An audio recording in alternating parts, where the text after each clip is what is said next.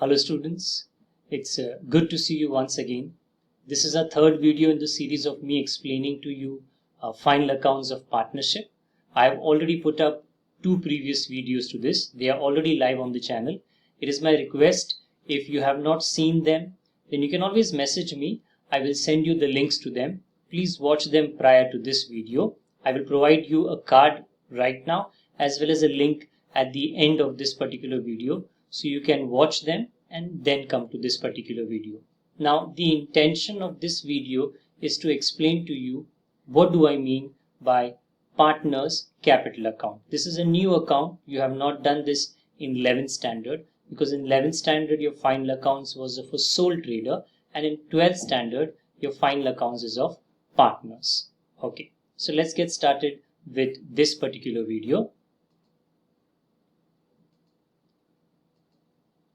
What we are learning is final accounts of partnership. Already explained to you. It has three parts. First is trading account, the other is profit and loss account, and the next is balance sheet. All of this has been discussed in prior videos. We'll go ahead with the new part, content of this particular video.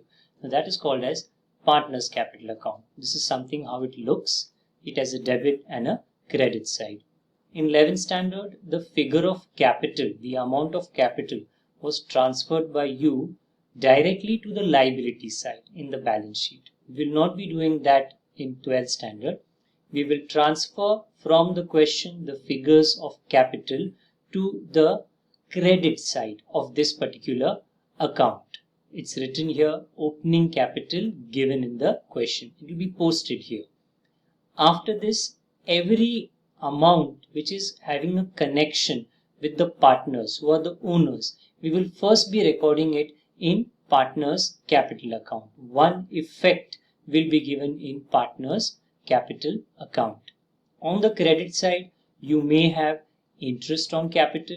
This is an income for the partner. You may have salary to partner. This is also an income to the partner, or you may be given commission to the partner. This is also an income to the partner, because if these are incomes, they will appear on the credit side of partner's capital account. If the partner withdraws anything, he takes money, he takes goods, that is called as drawings. So drawings is something which appears on the debit side, because the partners who are the owners become debit the receiver. If interest is calculated on drawings, that also will be appearing just below that, called as interest on drawings.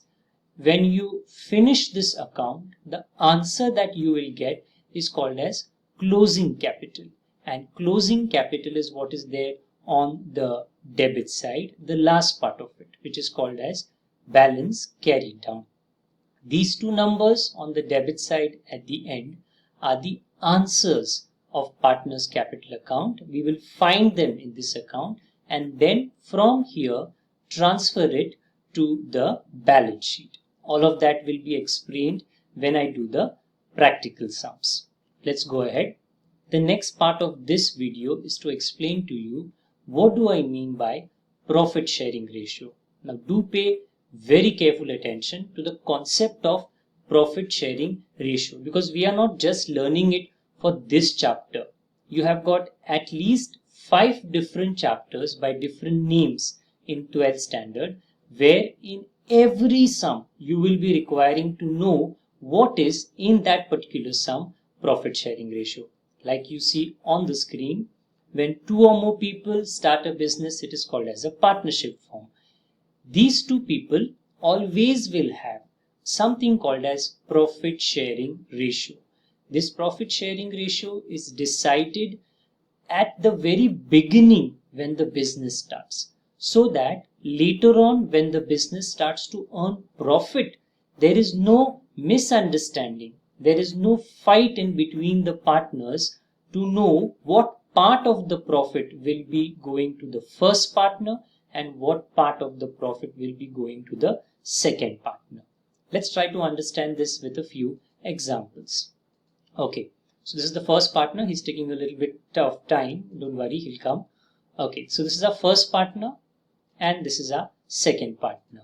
Now, if the question mentions the P.S.R, that is the profit sharing ratio, to be 1:1. Now what do you mean by 1:1? How do I use 1:1? Well, the total of 1:1 is 2. That becomes the denominator, even for the first partner and even for the second partner. The first partner from 2 parts receives 1 part, and therefore his ratio becomes half.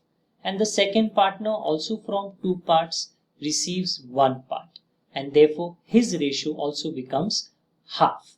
Now, these ratios you will be using to share the profit between these 2 partners. For example, you have 10,000. Now, if the business earns 10,000, you will multiply it with half to find out the profit of the first partner. Similarly, that same 10,000 will be multiplied by half because the second partner also has the same ratio of 1/2 to find out his share. Let's take a few more examples. First partner, second partner. Now the example says that the profit sharing ratio is 2:1. So please understand the total is 3. Now that 3 becomes the denominator. From 3 parts, 2 parts, which is 2/3, will go to the first partner and 1/3 will go to the second partner. So whatever is your profit, if your profit is 9,000, it will be 9,000 into 2/3 for the first partner, 9,000 into 1/3 for the second partner. Another example, 2 partners. If the profit sharing ratio is 3:2, so please note the total is 5. So out of 5 parts, 3 parts will go to the first partner, 2 parts will go to the second partner. Again, whatever is the profit, if it is 50,000, you will multiply 50,000 into 3/5 for the first partner, 50,000 into 2/5 for the second partner. Another example, if the profit sharing ratio is 5:2, then the total is 7 and 5 parts will go to the first partner, 2 parts, which is 5/7 to the first partner, 2/7 to the second partner. Whatever is the profit, please note, this is not just profit. In business, profit and loss both are possible. So the ratios that are given in the sum are used for distributing profit as well as for distributing losses. Now the question arises, sometimes in a sum, if the profit sharing ratio is not given, then what assumption are you supposed to make? Well, in that situation, like the information in the slide says, if the profit sharing ratio is not given in any question of any chapter, then always assume that the profit sharing ratio will be equal, which is going to be 1:1. Okay, don't worry, I have done this video just to explain 2 concepts to you. What is partner's capital account and what is profit sharing ratio. In every sum of the future videos that I will be sending to you, we will be solving partner's capital account as well as profit sharing ratio. We will be practicing it multiple times. You will get better and better at these particular accounts and calculation with future videos.